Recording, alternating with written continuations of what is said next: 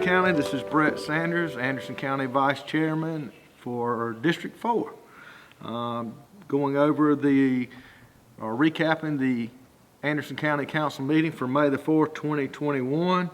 At the beginning of the meeting, we had a resolution and proclamation to recognize Crescent High School as the 2A state wrestling champs. So I think if we've got a lot of schools in Anderson County that's won multiple titles and multiple things, so bringing awareness to the county all across the state, which is always a good thing. Okay, after the proclamations and resolutions, the first thing on the agenda tonight was the renaming of the Shackleberg Bridge. I know the people in my district are highly anticipating the opening of that bridge. And tonight we just voted to allow our administrator to run the bases on naming the bridge for a family that's been in that area for over 150 years, and people have reached out to me.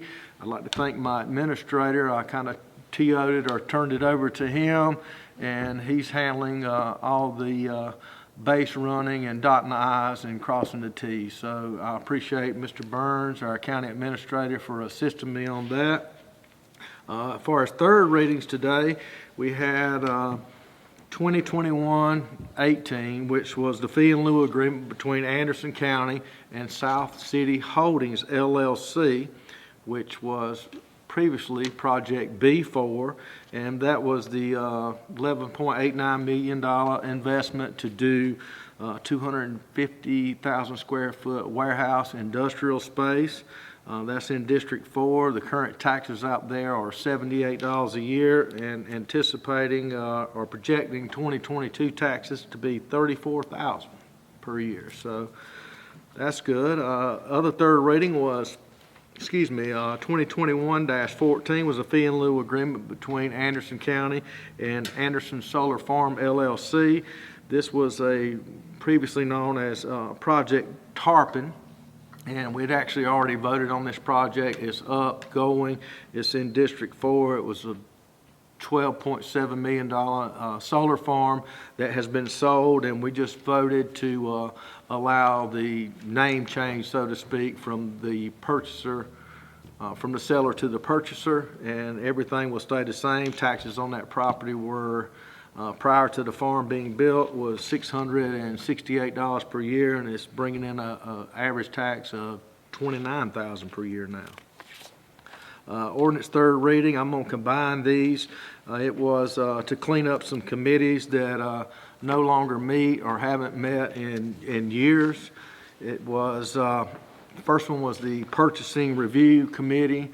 As I said last time, the administrator can appoint someone as or a purchasing director, can appoint a chairperson, one or more members to resolve grievances. They have 10 days to review. The panel has 30 days following that meeting to communicate their decision. If they can't reach a decision, it may be brought before or appealed to County Council to make the final decision. The Construction Board of Appeals was another one that hasn't met in over 12 years. It is needed. It's composed of individuals now. It's designed to be composed of individuals with construction experience, technical experience, code experience, and we actually amended it before the third reading. You have to be a licensee or a license holder in those areas to serve on that committee. The administrator will appoint 5 members, and the majority vote will decide the outcome. We also voted to dissolve our EMS committee. It's a committee, the way our EMS is structured, that we no longer need. We have the Public Safety Committee, which everything's addressed through there now. We had an ordinance to approve a ground lease between Anderson County and Tri-County Technical College Research Foundation, and that's going to be leased at market rate, and it's out at the old Pyramid Dairy building, the old TTI building, 1428 Pyramid Dairy Road. It's an asphalt research plant. They're learning or researching ways to substitute use asphalt for hard plastics, pallets, shipping containers, and the space they're leasing is 5,516 feet at market rate, and it will be paid for through grants from SCDOT and DHEC. There was also an ordinance to approve a governmental lease between Tri-County Technical College and an Enterprise campus at 1428 Pyramid Dairy Road, the old TTI, Ryobi Singer for the old folks like me. And they were going to be leasing to do economic development to enhance. The purpose is to enhance economic development, and that's what they'll be working on and studying. Right now at TTI, we have over 535,000 square feet on 125.5 acres. Well, that does it for third reading. Second readings, we had an ordinance to do a fee in lieu agreement between Project Green Light and Anderson County. It's an $8.65 million investment, 27 new jobs, with full-time jobs, with benefits and an average starting salary of $28.46 per hour. It's going to be a 50,000 square foot logistics warehouse. 25K or 25,000 per year in taxes currently, and by 2022 those taxes will increase to 84,000.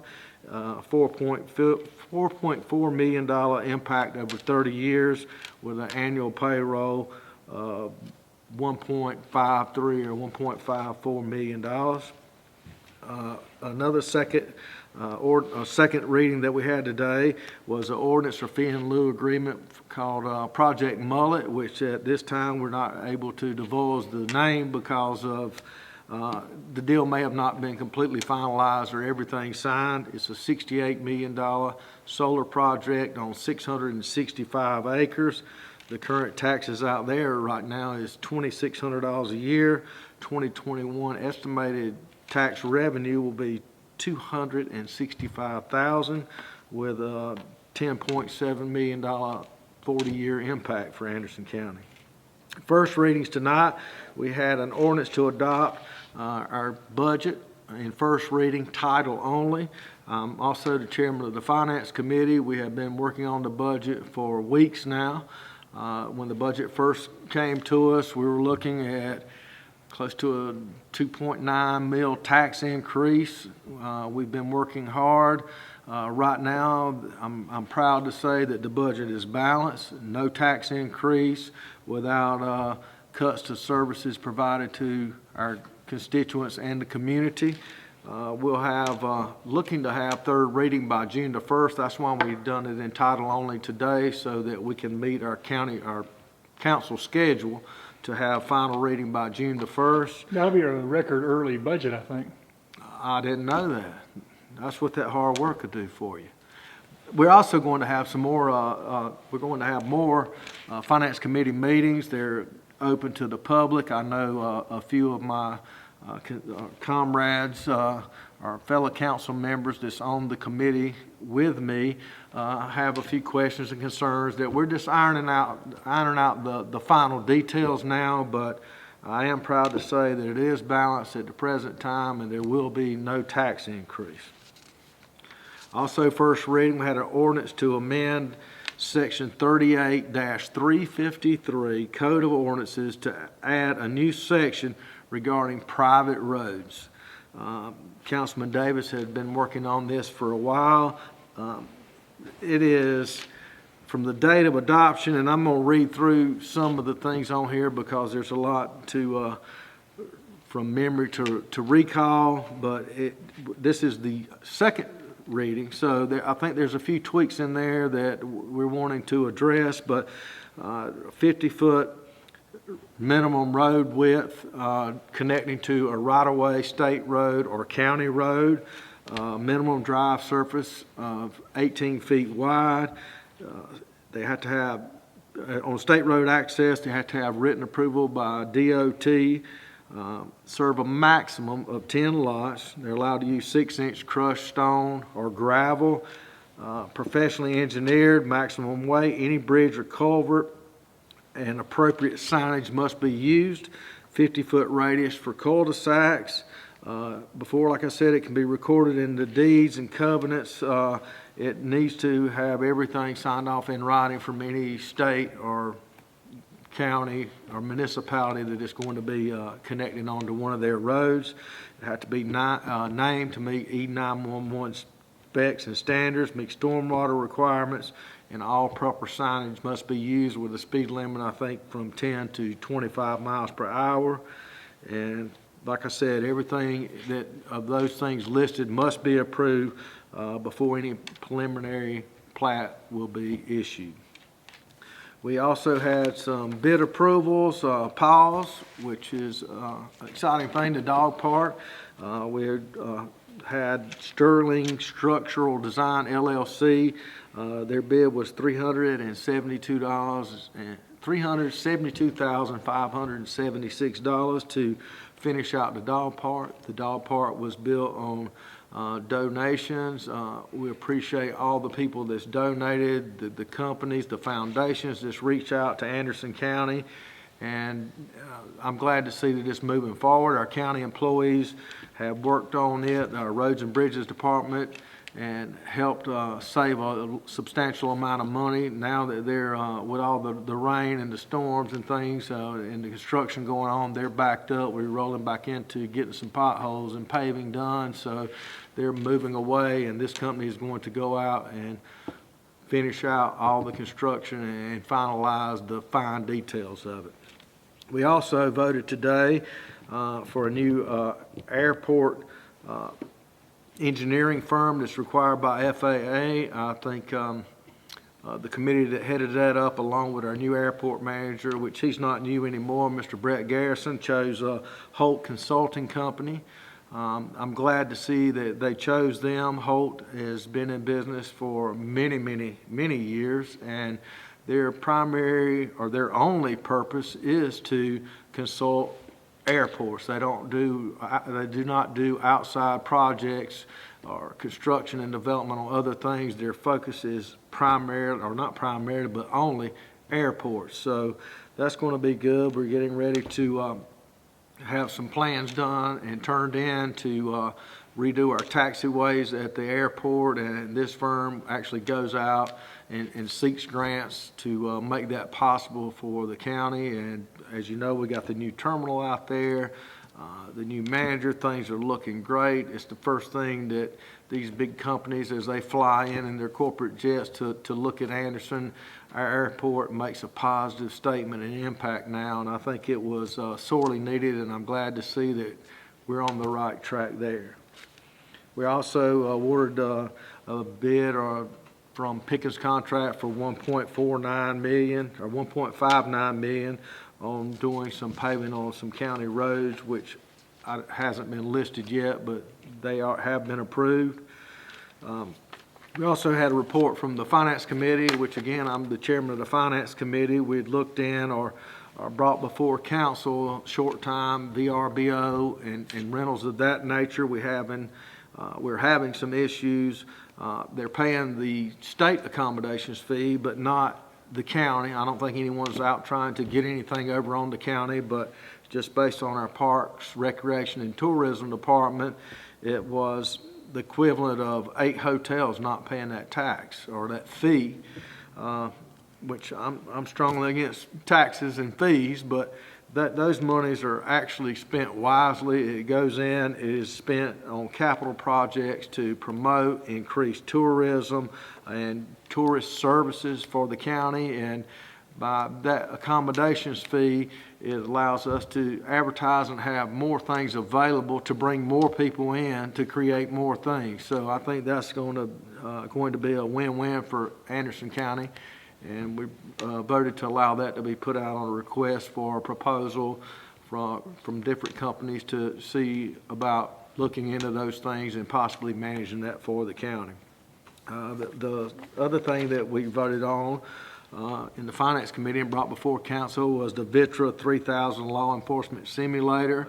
This is a simulator that will allow our sheriff's department, the municipalities can use it as well, but it is a real life, weapons, the recoil, different scenarios, de-escalation, dealing with people with mental illness, a lot of things that we're seeing going on right now in the nation, that they're going to purchase this, and it's going to allow them to train. When an officer leaves, they come in, they go back 3 years later for reoccurring training. This is a tool that will allow them to train regularly. It will create, muscle memory. It will protect the officers. It will protect the citizens. It will protect the county from getting in some lawsuit that we shouldn't have been involved in the first place.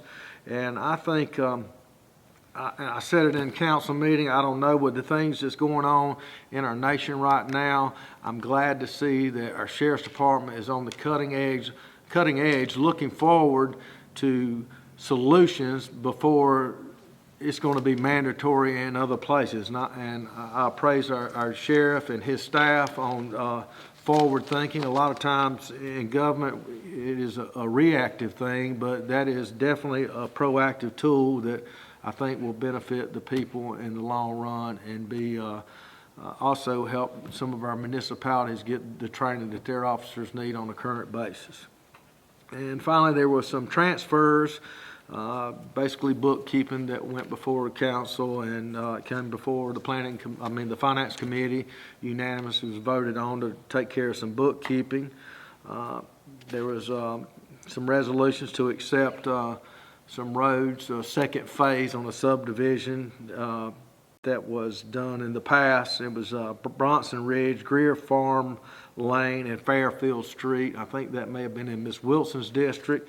So that's done and completed to be added in. And that pretty much sums up the council meeting. I do know that we had a lot of people here today sign up to speak on the water park that is going on in River Forks, and it was, I want to say, not really heated, but everyone had strong opinions on either side. As Chairman Dunn said, I think that's I don't think that is in his district, District 5. He told the people prior and before that, there's going to be a public hearing on this. It is going to be, both sides can come in, sit down, work through the issues. I think there's a lot of social media things, and I urge people, when you see something on the internet and you add to it, someone else adds to it, and next thing you know, it's the furthest thing from the truth. I get calls sometimes about things that I'm like, where is this even coming from?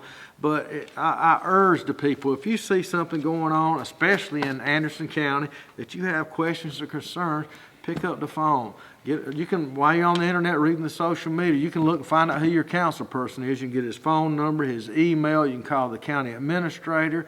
And actually, on any project going on in the county, the person doing that project, a lot of times their information is listed as well. Reach out to them, hear it directly from the horse's mouth. That's the best way. And I understand you sitting around looking online and everything, and it just kind of builds. Someone makes a comment, and then next thing you know, there's a lot of things out of hand. And if people, use common sense. If you have any questions or concerns, especially on county issues, reach out, call your council person. I have people call me all the time, and the first thing out of their mouth is, I hated to call you, I hate to bother you with this, but that's my job. That's what I ran for, is to help you. And every council person on this bench or podium up here, that's what they want to do. We look forward to your calls, and anything that we can do to help you, we will. If you don't know your council person or your district, just call any one of them on there. Any person here, whether it's their district or not, will be more than willing and happy to help you. So I appreciate everyone tuning in. I'm sorry to bore you with all this stuff, but it's good things. We had a good turnout, and I urge people to come out to a council meeting, sit through. It may not be the most exciting thing, and sometimes it will be exciting, but at least you'll know what's going on in your community and have firsthand information. Thank you so much.